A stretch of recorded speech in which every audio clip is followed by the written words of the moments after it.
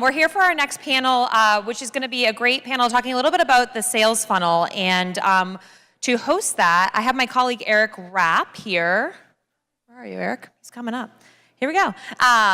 Eric is on our sales team and works in the sales funnel on a day-to-day basis. And he's joined by some awesome rock star panelists, Pia from ThreatStack, Dave from Syracuse, and Geshri from Salesforce. So it's an all-star lineup here. I think our chairs are in place, so we'll get ready to go. Courtney said, I'm Eric Rapp, Director of Sales at Evertrue. I've been at Evertrue for about 4 years, but prior to that had spent most of my career in commercial sales in Fortune 500 organizations all the way down to sort of Boston-based startups. And really what we've seen as sales organizations have matured over this time, that they've moved from a model of using highly paid outside reps, having one-to-one visits, being supported maybe by an inside sales team with admins helping them complete their daily tasks. But the organizations have shifted to a model where instead of using these sort of highly paid, expensive reps making one-to-one visits, instead are hiring sort of less experienced sales folks, and instead of arming them with humans to generate leads, are relying on a multi-channel marketing program supported by modern sales and marketing tools. And really what this is helping organizations do is close business at a lower cost and higher velocity than sort of their historical peers. So what we're going to talk about today is, as advancement shops begin to, look for more gift productivity from their frontline officers, how this model might be applied to the fundraising world to help you all activate donors across the pyramid, build strong pipeline, and build strong frontline teams. So before we get in, I'm going to let my fellow panelists introduce themselves. All right. I'm David Wishart. I'm the Assistant Vice President for Philanthropic Engagement at Syracuse University. Portion of the group that I work with is our Development Associate Program, which, as Eric referenced, is sort of our inside sales group for our advancement and external affairs. I'm Pia Heilmann. I'm the Director of Sales at a local Boston startup called ThreatStack. We deal with cybersecurity, but in a past life, I was selling to higher ed and nonprofits at a company called Attend, which did event management. Nonetheless, my background has been entirely in inside sales models. Hi, I'm Geshri Gunasekera. I'm the Director of Industry Solutions for Advancement at Salesforce.org, and heavily focused on advancement and the intersect between sort of sales tools and how we can enable productivity. More importantly, I have to say I'm a Williams College alum, and Williams has gotten a lot of shout-outs here today, which is awesome. And I'll also add, not only, so when I was so excited to attend this conference, so thank you for inviting. And I was so excited to even be within a 4-hour radius of Williams that I sold my husband on the idea of flying cross-country with me, bringing our 3-year-old toddler, just so we could go and visit the campus later this weekend. So I like to say some people go to India to, find themselves and recenter. We go to Williamstown. So. Great. So Pia, I'll start with you. A lot of folks in the room might not be familiar with sort of what a commercial sales team looks like, especially on the inside. Can you tell us a little bit about your role, your team, sort of that structure? Yeah, absolutely. So an inside sales model, you might hear it referred to quite frequently. Inside sales literally just means that instead of having an outside team or people who are on the road at all times, you are operating mostly within the confines of whatever your headquarters is or multiple headquarters. So what that means in the context of ThreatStack and the companies that I've worked for, it's a team of what we call BDRs. You may also hear them referred to as SDRs, sales development or business development reps.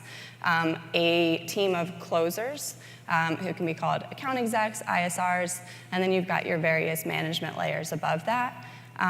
We at ThreatStack actually have deployed a unique model too of including one more layer beneath not that they're beneath anybody, but called account development reps, who are really researchers as the first stage in an inside sales model. What that looks like from a funnel perspective, the first engagement starts with obviously marketing, but then when it is passed along to sales, it's an account development rep to build out the account and make sure that you have the appropriate contacts within the confines of that account. They then pass it to a BDR or SDR who begins the outreach, and then they hand it to a closer to go and create the relationship, close the deal. Obviously, management is involved in the coaching and selling along the way and getting involved in some of the outside deals that inevitably happen. But the benefit of that is really a decrease in costs in terms of both the model that we've created. Obviously, you're not paying for any travel or transportation, anything like that. But it also gives you the benefit of being in the room with experts every day who are selling every day, so that the people who are just starting in their careers can learn so much more from the people around them. Great, thanks. And David, I know that you guys are sort of in the early stages of building out a similar program, and why you might not have adopted everything that companies like ThreatStack are doing. You are really doing some innovative things on sort of the inside fundraising model. Yeah, Tell us a little bit about that. So our development associate program is now in month 13. So I was saying to Eric out in the hallway that we'll really know the success of it at the end of June of next year in terms of have we been able to internally elevate this talent within our organization up to the major gift level, and then backfill for a new set of inside sales folks. But essentially, in higher ed, we were noticing that you've got the typical direct response annual fund, and then you've got research feeding some names to major gift officers. But to Mike's point earlier, we're always referencing the kid from 1988, not where they are now, and not getting to know how do they like to be communicated with, where's their mindset at. They might have gone to our College of Arts and Sciences, but be running a hedge fund and might really affiliate more with our Whitman School of Management. So the development associates are tasked with seeing alumni across the university in geographies where we have a high concentration. So to Pia's point about keeping costs low, they're out on the road, but they're going to areas where they're doing a high volume of visits. So we had 4 last year. We were only fully staffed for about 9 months, and they saw 440 people over those 9 months. So I mean, they're churning through folks, and they contacted 3,750. And then from the meetings that they have, they're able to refer. So is somebody good where they are in the direct response world, and they'll feed them back into direct response? Are we referring them up to leadership annual giving where they have that one-on-one relationship, but it's at more like that $5,000 level annually? Or are they ready to make the leap to the major gift world and we know nothing about them? And then we're able to send in our major gift officers, the closers, to actually execute the major gift, and removing that step that's been around higher ed for so long, where you're sending these high cost individuals and major gift officers to do a lot of work rather than just go in, close, and know what they're talking about. They're qualifying, they're poking at interest, they're doing all of this work, and so shrinking down that incubation time to a major gift. Great. And Geshri, I know you've written about this. You mentioned in the back that you've got a lot of strong feelings about this, but where do you see the intersection of sort of a modern commercial sales model and fundraising in your role at Salesforce? Yeah, and it's interesting. I mean, I think there's still this big question in the industry, and it's sort of like this secret thing. People don't really want to openly talk about the connection point between fundraising and sales. And I'm just curious in the audience here, I mean, how many of you have either had a sales experience or background or worked in sales?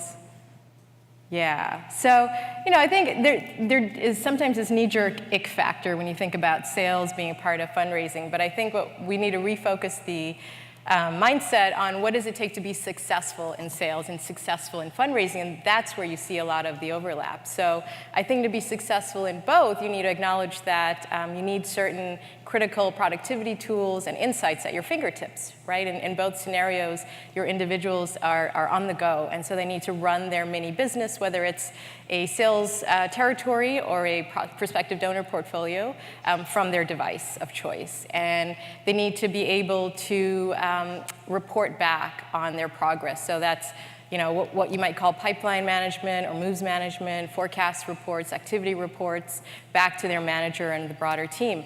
They also, in both scenarios, need to know their audience, right? And they need to be able to communicate with an authentic, personally relevant message. And that's what, especially sales-based CRMs are all about, that sort of 360-degree view of your audience and bringing in that information into those conversations. Great, yeah, really helpful. And I think that maybe even shifting over into sort of the marketing side, Pia, for you guys, quality warm leads are absolutely essential to sort of your team's success. How does sort of that marketing and sales alignment work at ThreatStack, and where are your leads coming from, and how are folks prioritizing their outreach? Yeah, absolutely. So our marketing model is no different. It was nice to actually hear LinkedIn beforehand. Is no different, I think, than a lot of yours in the audience. We have a multi-channel approach. So we've got, obviously, digital marketing. We've got some old school marketing, so the direct mailers are actually finding a comeback since people don't get real mail anymore. When they do, they're more excited about it, especially if it's something other than just the postcard that you're getting. So what kind of stuff are you sending? Is it a postcard? Is it or something a little more personalized? Yeah, and complex? I'll tell you, I received a potato in the mail, believe it or not. You just write in Sharpie on the potato, but this is actually a thing. So it might be good for the Idaho schools if there are any in the audience. I've also gotten a piñata. And obviously, what's more important than actually what you're receiving, in my opinion, is the follow-up afterwards, which is where my team comes in. So regardless of what channel somebody engages with you in, it's how you follow up after that. So some of the lighter touch things like an email open or attending a webinar, something like that, we consider lighter touches. Somebody's interested, but they're not totally engaging with you. They're not reaching back out and saying, I'm ready to purchase ThreatStack, or in this case, I'm ready to donate back to the school. Events are huge. If somebody engages with you in person and indicates interest there, 100%, that's your opportunity to follow up with them. If you can't execute on the spot there, follow up with them afterwards. Leverage the conversation that you had. That human-to-human interaction is so much more important in today's day and world where everything is so digitalized. I think people, myself included, are savoring those human-to-human interactions much more.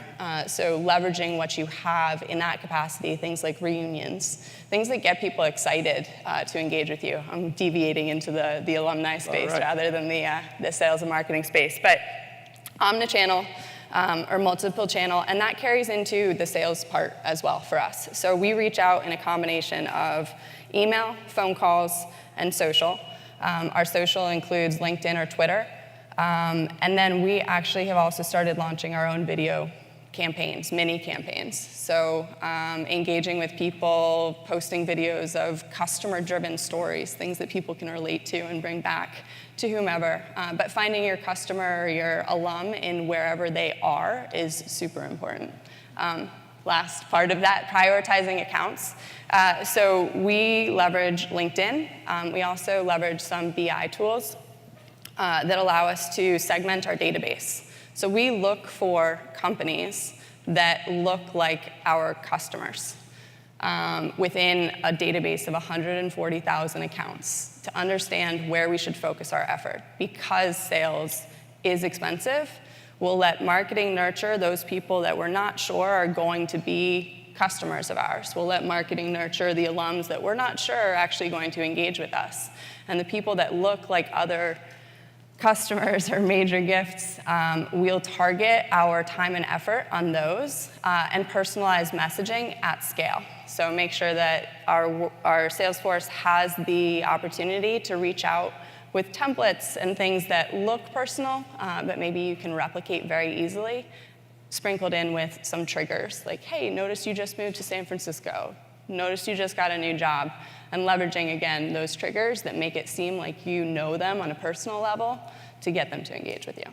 Yeah, and how are you guys thinking about that flow, that touch point, and sort of prioritizing? Because it's got 140,000 accounts. Your database is probably not much, probably about that size. Like, how do you comb through? A little bit bigger, unfortunately. Yeah, even more so. So how do you comb through that? Yeah, so we prioritize all of this. The development associate group came about as we were redefining our major gift program, elevating the level of what is a major gift at Syracuse, and then reevaluating all of our prospect pools.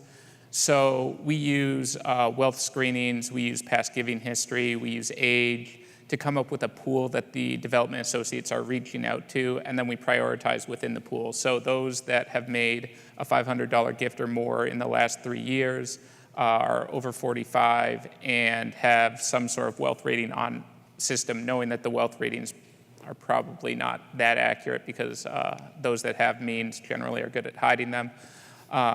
So we prioritize that way, and they waterfall down. So the universe for the development associates is actually 50,000 names that they then shrink down to about 5,000 apiece that they try to reach out to over the course of a year.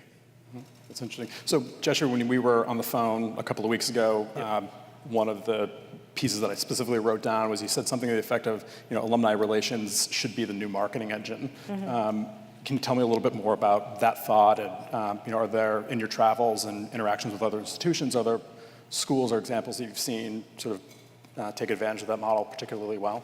Yeah, I think alumni relations, alumni engagement, donor engagement, this is sort of where you build that pipeline, right, for the next generation of folks that will hopefully give their time, treasure, and talent. And I think this is actually one of the very interesting areas in advancement overall, where we're asking ourselves big questions about what is the role of someone in alumni engagement related to sort of the more tactical marketing function. I think there's a lot of reimagining happening now, or reimagining, if I can make up a phrase, about what does alumni engagement mean? How do we track it? How do we score it? What is it? How do we keep it up to date? What does alumni engagement mean in terms of the activities we do to reach out and engage with individuals? How do we go beyond the class year-based on-site reunions that might be a little difficult to get to if you live, all the way on the other side of the country? And then also even from a functional structural perspective, how can we organize advancement departments so that engagement and fundraising are more aligned in terms of the roles and the responsibilities, so that we do have these connection points. And I would include marketing into that as well. So I think, it's an area, when you think about marketing, it's really, you're talking about engagement. How do I reach out and connect with somebody? And the same thing is happening, for alumni engagement as well. Mm-hmm. Any thoughts on that? I agree entirely. As much as we like to think the annual fund or direct response, whatever vernacular you want to use, is on the front edge of the gift and engagement with the university, alumni engagement are the ones that are out in the field meeting with folks. Kim from our office, and this woman knows, I think, half of that 140,000 or 150,000 alumni base. She knows half of them. So they're able to engage at a way deeper and more frequent level than gift officers often are. Mm-hmm. Interesting. No, that's really neat. And I'll shift sort of the next subject, but you guys and P have sort of developed this internal training model, right, where you're sort of starting out as an ADR, a DA, and moving your way through the organization, which is not a typical model in the higher ed world. Can you tell me a little bit about how you guys are thinking about that? And Pia, you mentioned sort of this draft and develop program and how you're building that sales muscle for your team. Yeah, so on the Syracuse front, there were a couple of factors. One, we're heading towards a campaign, so the staff's going to be expanding, and there will be evolving roles over the course of the campaign. So it's a nice way to start cultivating talent at the beginning that can then work its way up through leadership roles throughout the campaign. And the executive director that oversees the development associates specifically is the best higher ed trainer I've ever met when it comes to being gift officer. So we're very lucky to have her. The other piece is in Syracuse, it's an amazing place, but it's hard to recruit to. And it's hard to recruit to in an economical manner for the school. Oftentimes we're having to go out and get senior level people to come up there, and that's a way bigger investment than being on the front end, getting somebody that's at the beginning of their career that wants to be in advancement, and you take the risk of bringing them up, and maybe you can cultivate them into staying. Mm-hmm. Super similar on my side. So as Eric mentioned, we have something that we call the draft and develop program. So most of, actually, I'd say 98% of the people that I hire for my team are right out of college or making a career switch. So maybe I could give you a couple examples. We have an accountant from the MBTA. We have a former golf pro. And we have 5 kids that just started that graduated in May. So the concept of this kind of tiered growth has multiple benefits. First of all, they're training in an organization where by the time they're closing, they'll have a year plus experience talking the language, knowing the accounts, understanding how to, based on the experience that they're watching essentially and mimicking the people who've been successful internally, to create like a little army essentially of these people who operate similarly, have their own distinct styles, but obviously you can replicate. So again, there's this concept of personalization at scale, bringing your customer acquisition cost. It gives you the opportunity to start somebody who has zero experience, expect that there's going to be a ramp time, and whether that's ramp time meaning they're coming in from another company or coming over absolutely fresh, they haven't developed bad habits. So they move from an ADR role into a BDR role or an SDR role. And then they're starting to play to the job that they want. So they're sort of working ahead and proving themselves. So it's also a really good model to vet out the people who might not be good fits for your organization ahead of time. And ultimately, my goal is to make sure that if this is the right place for them and it is the right career for them, they're moving up in that track, taking on management roles, and continuing to contribute, and also feel like what they're doing is meaningful. They're developing those multiple years at a single organization, which is not super common in sales, especially in startup world, so that they feel a little bit more loyalty maybe back to ThreatStack because we've helped them grow their career to the extent that they can. And at Salesforce, I mean, it's a massive organization.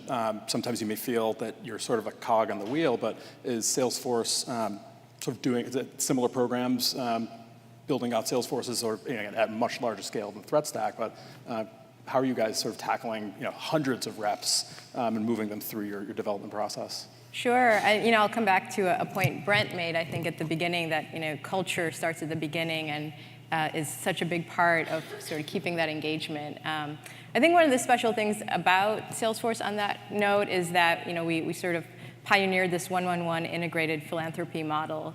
And so we are all sort of oriented around giving back in one way or another as part of our culture. And so, I think we have this close connection then between sort of our metrics and our sales metrics and our business metrics with the impact that we then have as an organization. So I think that is definitely a centralizing force that even though we are, many sales reps large, brings us all together.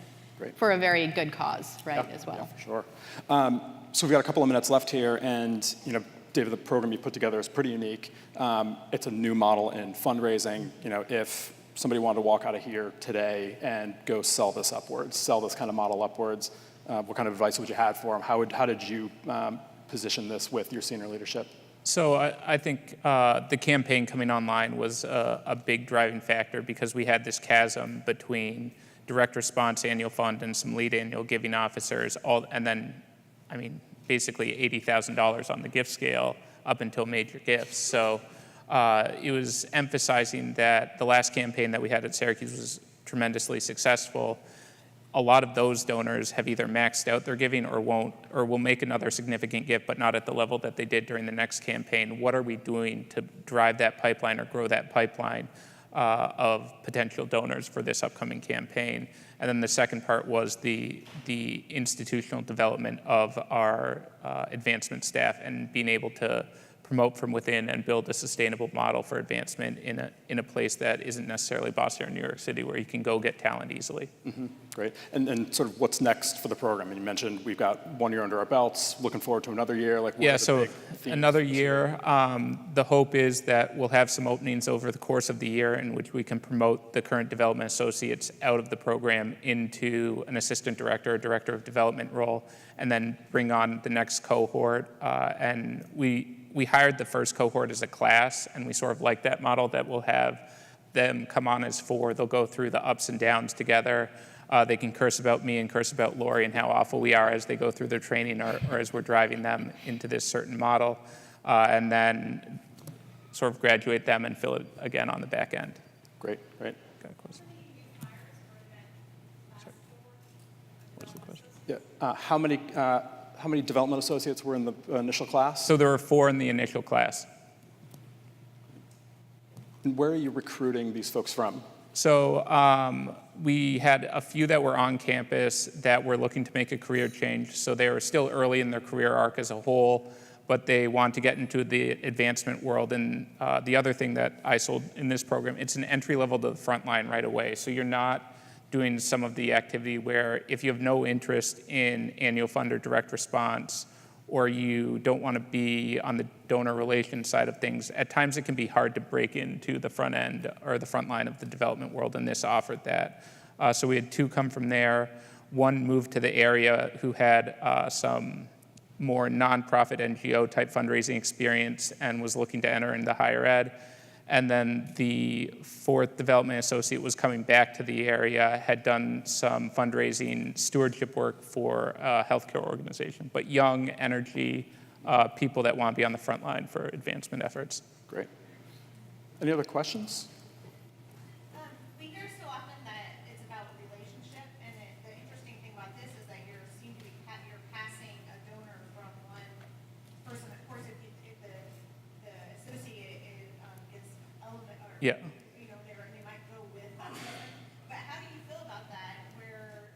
What about that relationship, not growing from the baby steps to the major gift, which is so often that's what. So, I mean, most of these people that they're connecting with haven't heard from us in 10, 15, 20 years in a one-on-one setting.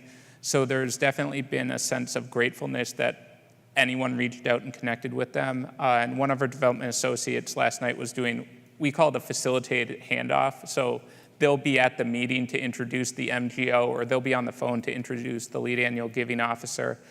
And last night, Megan introduced one of our MGOs to a donor who's actually matriculating on to our council here in Boston, which is the highest level volunteer board that isn't based on campus in a school or college. And the guy said, I'm so appreciative of Megan's outreach. If she hadn't done it, I wouldn't be doing this. But he understood, and the development associates are clear that they're going to introduce them to somebody else. So they're an on-ramp to the rest of the university. Gotcha. So on the outside, this looks like more of a transactional model. It's actually more of a scheduled relationship build and clean handoffs from one relationship to another. If they're going up the chain. Yep. If we learn that they're at a certain life stage where they can't give, or the gift was a one-time transaction for some reason, they're going back to direct response, we sort of step back from the relationship, thank them for the visit, and sort of fade away gracefully. Great. Brent?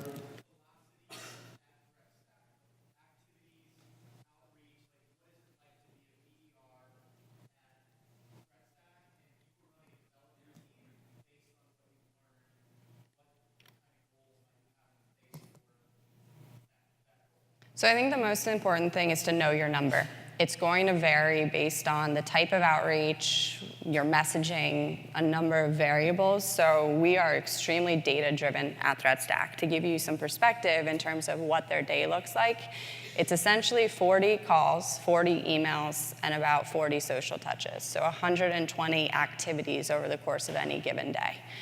We know exactly how many activities it takes to convert into a meeting, how many meetings it takes to convert into a sale, or really each stage of the funnel. So knowing those metrics and being able to work yourselves backwards to understand how large of a sales force or how large of a DA force you need, the type of activity you need from them is super important. The one thing that we are struggling with internally, and I think a lot of sales teams, and I'd imagine you guys as well, is around what is the best way to reach people. I delete every single email that comes to me unless I know it's coming to me on my work email, similar on personal email. Calls, I pretty much ignore. So understanding what the best way to reach somebody is and what their preferred mode of communication, and then getting creative outside of that with the direct mailers, with the events, things that I'm actually interested in engaging with and are relevant to me as a buyer, I think are super important. Great. Well, we're just about time, and we're the only thing standing between you guys and lunch, I think. So, yeah, want to thank my fellow panelists here, and enjoy lunch, everybody. Thanks so much.